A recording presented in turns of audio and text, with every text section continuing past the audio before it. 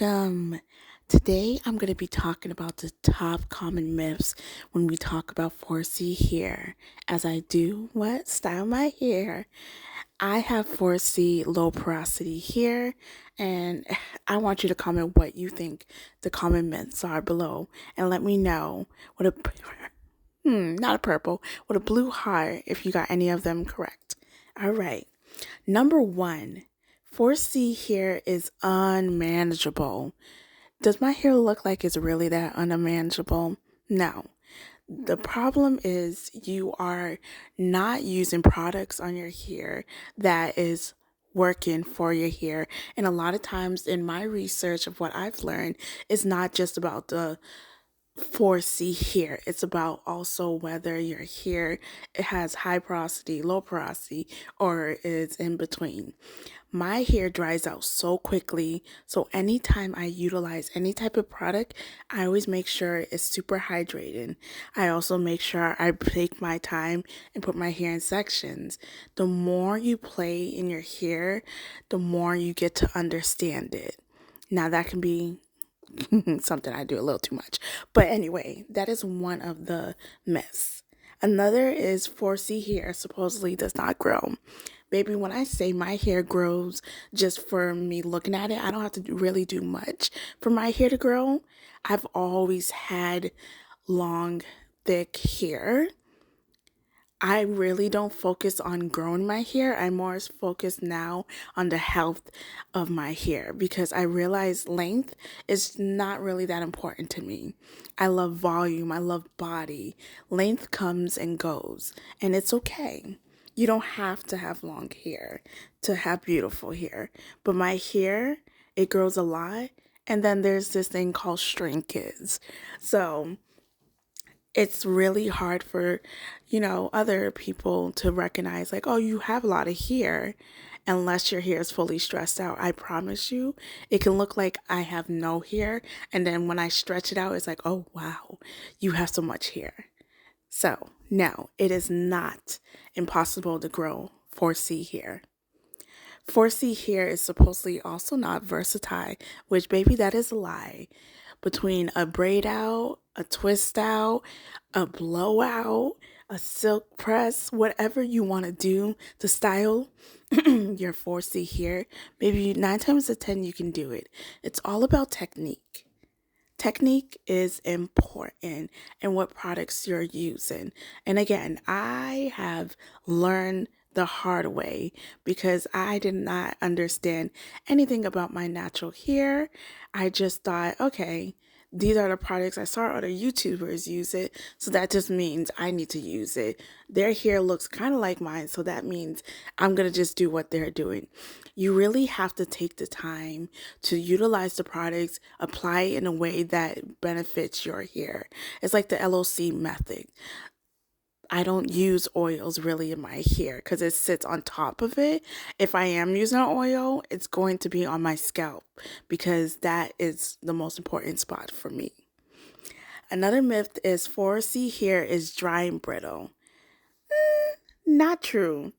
4C hair is always dry and prone to breakage. That's not always true, right? The truth is, while 4C hair can tend to be more prone to dryness due to our hair being tightly coiled and full of personality and volumes, but it can also be enhanced in ways that other hair textures cannot. Again, you have to figure out how to moisturize your hair. And it's not just about your hair texture, it's about how products eats into your hair.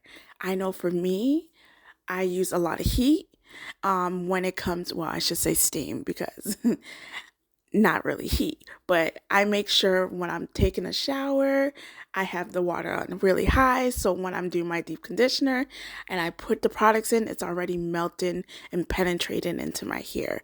I use a ton of hydrating products from my shampoo, from my leave-in, from my conditioner, from my deep conditioner. Any single product that I have has to hold a certain level of moisture or hydration because I'm going to get the best look and outcome. Now, it is important. Again, it is so important to figure out products and ways to work with your hair. You can't do it just based off of everyone else. You got to do what works for you. Another myth is 4C hair is not beautiful. That is not true. 4C here is some of the most beautiful texture here that you can see. I remember growing up that I thought my hair wasn't beautiful because I didn't see a lot of representation until the natural hair movement. And then I remember looking at YouTube videos and being like, yes, I want my hair to look like that. I want an afro. I think my earliest connection to afros was looking at Black Panther, and I'm like, wow, they're so strong, they're so beautiful with their leather jackets, their afro, and oof, that just gave me chills. And that made me realize, okay, my hair is beautiful, I just have to give it a second, right? Baby, don't. I'm trying to do Bantu knots, and I don't know if this looks like Bantu knots, but we trying. Um, but yes, black hair, 4C hair. Let me rephrase that. 4C hair, it is so beautiful. You just have to look at it, really. Just look at it. Okay. Another myth is 4C hair cannot hold moisture. That is not true. Our hair texture can hair hold moisture. Again, I have low porosity hair. That is what's triggering for my hair to not really hold moisture in the ways that I need it. So that means I have to find ways to manipulate the products and make sure I'm using hydrating products that penetrates into my hair. Ooh, sorry, as opposed to sit on top of it. You need to keep trying different products to figure out which one works for you. Sometimes you can get it right away. I know it's for me. Hydrating, like spraying, like you see right here, I'm drenching my hair. I make sure I spray so much water before I apply any of my products for the best outcome, because I need to make sure my hair is damp when I'm applying products. So I'm using a mousse for this, and I did a little bit to show, like, okay, put the mousse and then I put the Fenty curl um cream to see if they mix well, just to make sure it would look good together and it wouldn't kind of cake up. So after doing that, I kind of overestimated how much mousse that I was gonna use. And yeah, don't do that. But when I say my hair was hydrated, it was hydrated. So yeah, our 4C hair can hold moisture. Again, it's all about how you apply your products and knowing what works for you. You can't straighten 4C hair, baby. That is a lie. I don't know how to straighten my 4C hair, but you can indeed straighten it. I've seen many people with my hair texture straighten their hair. It takes a lot of patience. It takes a lot of being intentional, making sure you're double cleansing, making sure your hair is completely dry, making sure you're using the appropriate products, and taking small sections. Okay, making sure your hair is detangled, making sure when you blow dry it that it's blow dried to as straight as possible before applying your straightening comb. I don't have that patience yet. One day, I'm gonna try, try again. But our hair can straighten. 4C hair can be straightened. Okay. Another one is 4C hair is harder to cut or trim. Baby, that is a complete lie. I cut my hair. I trim my hair. I do it typically when I blow dry it.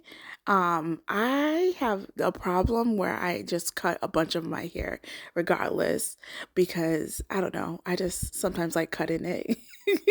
And I'm like, okay, yeah, let me cut this. But no, you can literally just trim and cut your hair with ease. I do it. I have professional pliers, and I find that to be the most helpful. But yeah, it is not that difficult. You just have to work in sections. You got to figure out what way to do it. I know I learned different ways prior to doing it with blow drying. I learned to put in a 2-strand twist and then cut the ends, but I feel like that really caused my hair to be, what is that called? Not the same length, but working with my natural 4C hair, as you can see in this video, I'm doing really great. My hair is moisturized, it's really accepting the products, and I don't need a trim, but I will do a trim probably for another videos to really show how I go about it. But I've noticed my natural hair like falls to a certain style. I don't know if it's because I cut it that way, but I always have one side longer than the other. So it is what it is. The last but not least is 4C hair needs chemical to be manageable. That is not true. Coming from a girl who had Jerry curls, baby, when I say don't ever give your kids Jerry curls. I had Jerry curls for years. For years, I felt like Prince. Um, and I went from Jerry curls to perm, and I was under depression. Yes, I needed to have chemicals in my hair in order for it to look good, presentable, and to be manageable. But that's not true. Being natural for I think 10 years now, I can't even remember. I've learned that there's certain styles that I just are my go-to. Twist outs are my go-to. I love doing twist outs. They are easy for me to do, and it always comes out nicely. I either do twist out, I either put my hair in a bun or a high poof, wherever it is. You just got to figure out what styles works for you. Okay? And then this is the end product until it dries, and then I will come back to show you the rest. But those are the myths, and I hope you got some answers right, and just know your hair is beautiful no matter what. All right. And we're back, babes, because this is the end look. She is so fluffy. Still got some definition. I'm loving it. And you already know that's a wrap. Check out the makeup.